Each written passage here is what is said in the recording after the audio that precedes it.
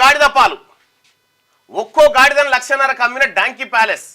Litre పాలు 1600 కొంటామని ఆశ పెట్టిన సంస్థ. 400 మంది రైతుల నుంచి భారీగా వసూళ్లు, 3 నెలలు పైసలు ఇచ్చి పరారు. తెలంగాణ సహా 4 రాష్ట్రాల్లో మోసాలు, లబోదిబం అంటున్న బాధితులు.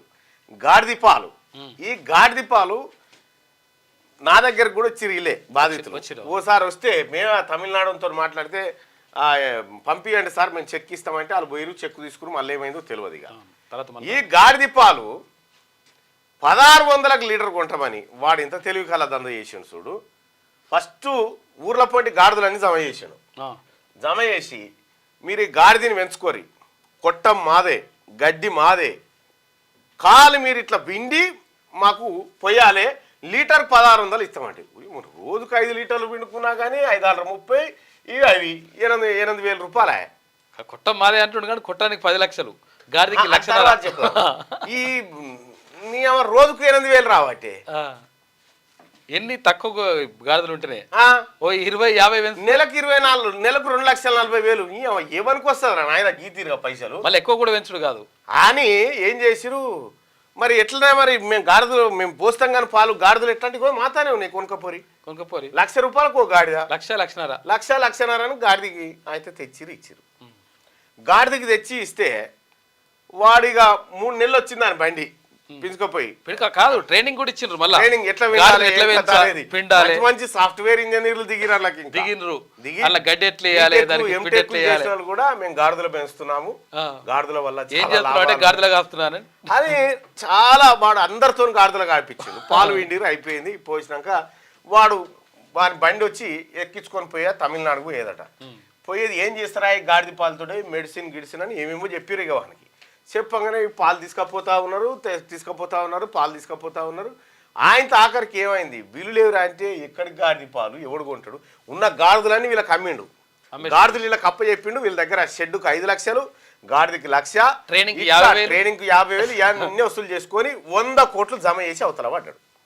ఫోన్స్ ఇచ్చాము. ఇప్పుడు గాడిద బాధితుల సంఘం అంతా సోమాజిగూడ ప్రెస్ క్లబ్లో నిన్న ప్రెస్ మీట్ పెట్టి ఆవేదన వ్యక్తం చేస్తుంది. కానీ గాడిదకి కూడా ఒక రోజు వస్తుందని అనుకుంటారు చూడ, వచ్చింది ఆ రోజు. వాస్తవానికి గాడిద పాలు చిన్నపిల్లలకు తాపుతారు. నిన్న నా బిడ్డకు కూడా తాపించిన, నా కూతురు కూడా నేను గాడిద పాలు తాపించిన. అయితే గాడిద దొరకకపోతే ఆయనకు చెప్పి ఏనో గాడిద ఉందంటే ఆ గాడిదకి ఇన్ని డబ్బులు ఇప్పించి ఆయన కాసుకోమని చెప్పి మా కూతురు కొన్ని పాలు పోయమంటే పాలు పోసిపోయేది. అది గాడిద పాలు ఒక్కొక్క స్పూన్ తాగిన తర్వాత నా కూతురికి కొంత క్యూర్ అయింది. ఎందుకు చిన్నప్పుడు కూడా జెండు బాంబు సీసాల వెండియకపోయేదా, ఊర్ల పొండి గాడిద పాలు అనుకుంటా ఊర్ల పొండి వచ్చి పోసేది. అందులో ఇప్పుడు గాడిద పాలు అంటే పద్యం కూడా ఉంటుంది కాబట్టి గంగి గోవు పాలు గరిటెడైనా చాలు, కడివెడైనా అనేమి కరము పాలు అని చెప్పి.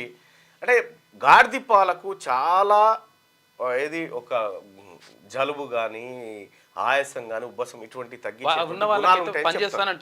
అయితే నాకు తెలియకపోతుండే, ఇక్కడ ఒక సేమ్ నా కూతురు లాగానే ఉండేటువంటి ఒక పర్సన్ వస్తే ఏమో ఎట్లా చేసినామంటే నేను ఇట్లా డాంకీ మిల్క్ తాపించిన సార్, తాపిస్తే బాగా అయింది పాప. సరే అని నేను కూడా ట్రై చేసిన, కొంత బెటర్. అప్పటికే దాపించిన తర్వాత కొంత బెటర్గా ఉంది. Okay right.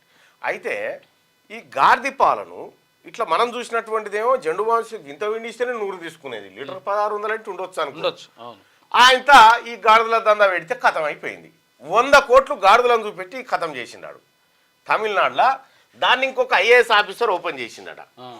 చూడ గాడిద కొడుకు ఎట్లా చేసిండు. గాడిద పాల పేరుతో ఓ సంస్థ ఘరానా మోసానికి పాల్పడింది. ఈ పాలతో భారీ లాభాలు పొందొచ్చు అంటూ తమిళనాడు చెందిన డాంకీ ప్యాలెస్ అనే సంస్థ ఏకంగా 400 మంది నుంచి డబ్బులు వసూలు చేసింది. తమిళనాడు, కర్ణాటక, ఆంధ్రప్రదేశ్, తెలంగాణ రాష్ట్రాల్లో అమాయకులను ఆశ పెట్టి తమ దగ్గర గాడిదలు తీసుకుంటే వాటి పాలను లీటర్కు 1600 చొప్పున కొంటామని నమ్మబలికింది. ఫస్ట్ సెంటర్ను ఒక IAS ఆఫీసర్తో ప్రారంభింపజేసి ఆ వీడియోతో యూట్యూబ్లో భారీగా ప్రచారం చేసుకున్నది.